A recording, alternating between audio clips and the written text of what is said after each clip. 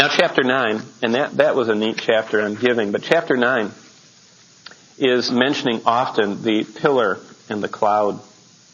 And what we see in chapter 9 is the wonder of the Lord's leading.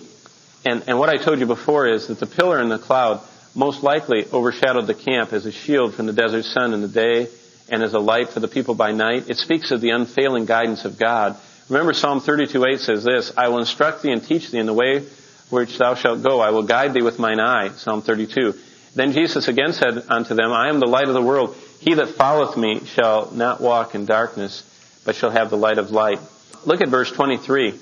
And it says, chapter 9, at the command of the Lord they remained encamped, and at the command of the Lord they journeyed, and they kept this charge by the Lord and the command of the Lord. What was the command? Verse 22. Whether it was 2 days or a month or a year, that the cloud remained above the tabernacle, the children of Israel would remain encamped and not journey. But when it was taken up, they would journey. Now I want you to think for a second what that must have been like. I mean, you've got a lot to plan on. You've got to grow a garden. You've got to do stuff with your animals. You've got to bake bread. You've got to, clean the tent and take the animals out to have them fed. And I mean, wouldn't it be nice if the Lord would post that departure time will be Friday at 2 p.m.? But He didn't do that. Every morning you had to get out and you looked. Cloud's still there. Okay. Go feed my animals. Plant the garden. Cloud's still there. Did you get it? That's a little uncertainty. I don't know if we would like that. That's why so many people want to know what the Lord's will is for them. You ever heard someone say, I wonder what the Lord's will is for me? He doesn't have a will for me. He has a will. The Bible never says He has a will for me, for you, for us. He has a will. And all He wants us to do is to follow Him. That's the only will He's ever going to tell us. Follow me. I have people meeting with me all the time. Could you help me? I want to know what the Lord's will is for me. What He wants you to do is to follow and obey Him. And you can know exactly tonight that you are exactly in His will if in all that you're conscious and aware of in His Word, if you're obedient to that and if you're following Him today. If when you got up this morning, if you said, the Lord is my shepherd and I'm going to follow Him all the way through this day, I'm going to be your little sheep, I'm going to be right behind you, then you're in His will. The Lord's work is perfect, so rest in it. Okay? Everything He does is perfect.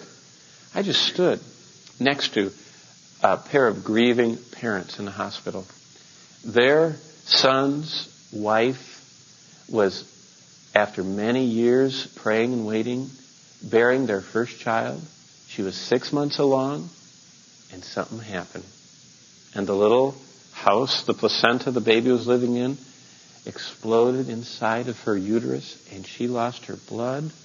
She lost her heart, pulse. She didn't breathe for so long that the last report I got, some of you might know more. I mean, today her kidneys stopped working. I mean, it's going like this. And I stood with them outside where they had her all hooked up and were keeping her alive with a breathing machine and now I guess dialysis. And we talked about that the work of the Lord is perfect. So rest in it. It wasn't like God, was having a cup of coffee and missed that one. You know what I mean?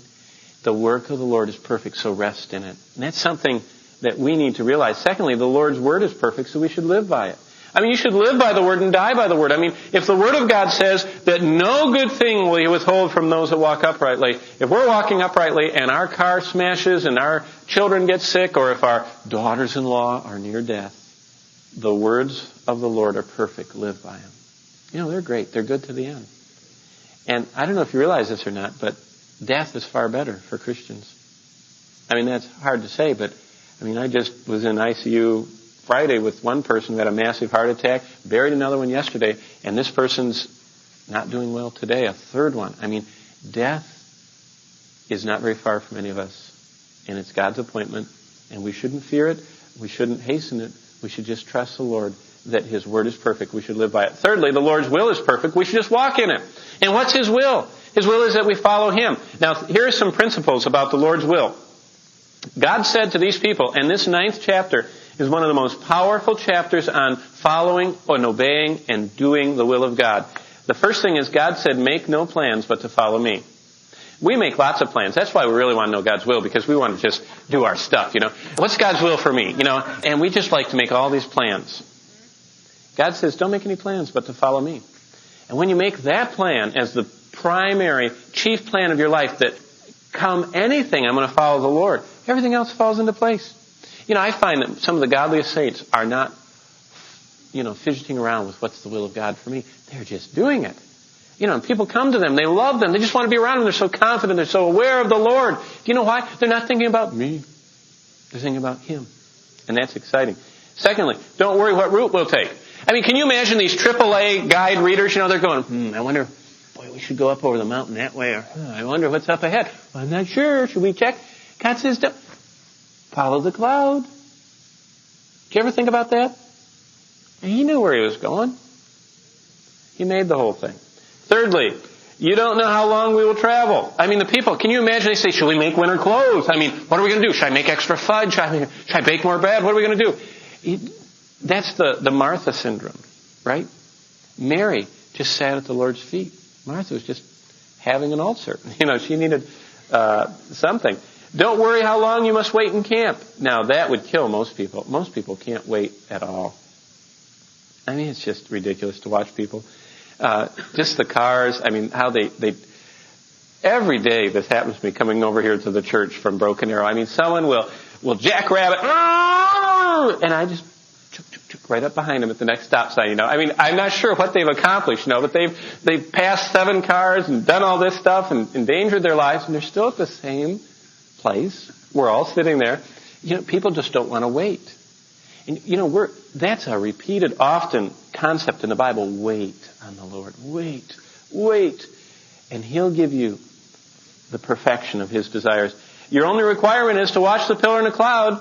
They had simple instructions. Get up every morning, open your tent door. Still there. At night, you could peek out. The cloud and the pillar of fire lit the camp. What a wonder. You must be totally dependent on His guidance. And number 7, following His leading is the only source of what? Absolute safety. The people that live in desperate fear of everything have such an empty life. God says that I'm sending forth my ministering spirits to minister for you. I beset you before, behind. I put my hand over you, underneath the everlasting arms.